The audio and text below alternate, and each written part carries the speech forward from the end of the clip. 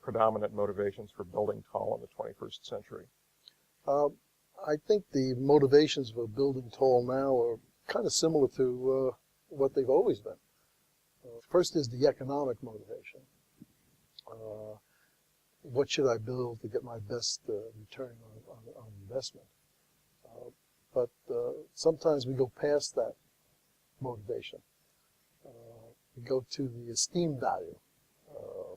If we make it tall enough, it's almost somewhat like the pagoda philosophy. If we make it tall enough, people will come. There'll be a certain esteem value for the neighborhood or the city or the country.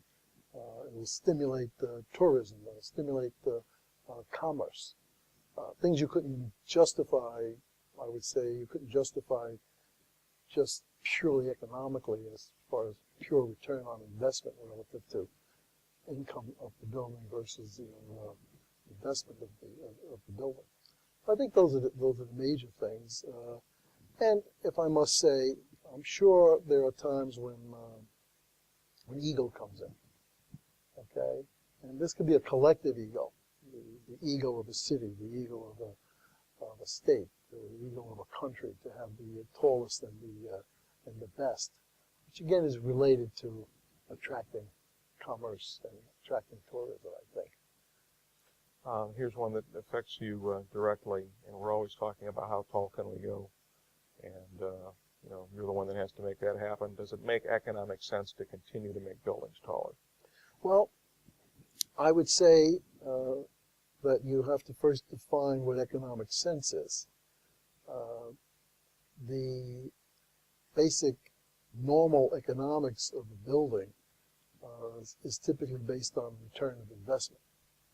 Now, if you're, and that may get you to a certain height, and there's no number that you could put on that. It would depend on the project, on the area, the economy. But that would get you to a certain height. Structurally, which is my field, I don't think we're near the limits yet. We can easily go to a mile or possibly even higher. And I'm saying that today. And technology is changing so fast that I think we have to be a little humble about anything we say in that area, because what we think is today's standards might have been yesterday's science fiction. Okay, so if I had to answer that question, how high can we go 5 years from now? Improved materials, new inventions in buildings.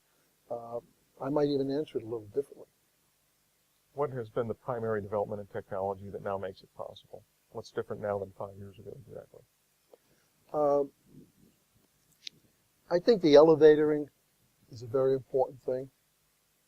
Not only the basic technology and improvements in elevating, the elevators themselves and the way we design them to get up to higher portions in a building with the sky lobbies and things like that, but also understanding how they work in a dynamic, moving, tall building. Because in a very tall building, especially one that's slender, you have to start concerning yourself with the vibrations of the elevator. Can it handle the trajectory of the building, so to speak, as the building is leaning over in very high winds? How do the cables vibrate during building motion? And we've come a long way in understanding that kind of phenomenon. And I think that's what's helped us. The other thing I would say that's been of great help, we've understood for years that steel is always seems to be thought of as stronger than concrete, but concrete can really do a good job in very tall buildings because of its damping value, which attenuates the accelerations in the building, makes it more comfortable for somebody. And we've gone higher and better with concrete. And also, one of the things about concrete is as you increase its strength, you actually increase its stiffness also. So this also helps us in solving problems with tall buildings, especially tall, slender buildings. You've been in the business for so long and have worked on so many projects. I think you're a real good one to answer this one is, what do developers look for in finding an architect or other kind of service like a structural engineer? What are the differentiating factors that have worked for you? Before I answer that, I'd like to just add one more thing to the technology. The technology we use today in very high-rise buildings has motivated more than ever the integration of engineering and architecture. Just one example, the utilization of the shape of the building, either with setbacks or tapering or curving, that minimizes the effects of vortex shedding around the building and minimizes the crosswind vibration effects, is one of the main things that's really helped us. And it all comes down to a true integration of the architecture and the engineering technology. And I think what owners look for are consultants, architects who are team players and understand that way of working, that integration between the disciplines, architecture, engineering, all the different engineering disciplines, and the specialist engineers, especially the elevator engineers. I think that's one of the main things that an owner looks for.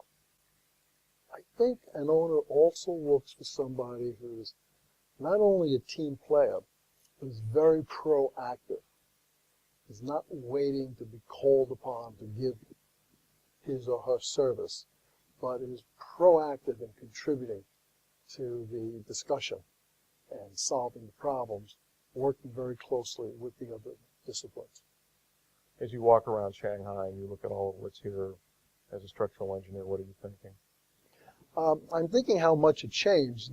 When we did the project Plaza 66, which at the time I believe was the tallest concrete building in China, it's across the river,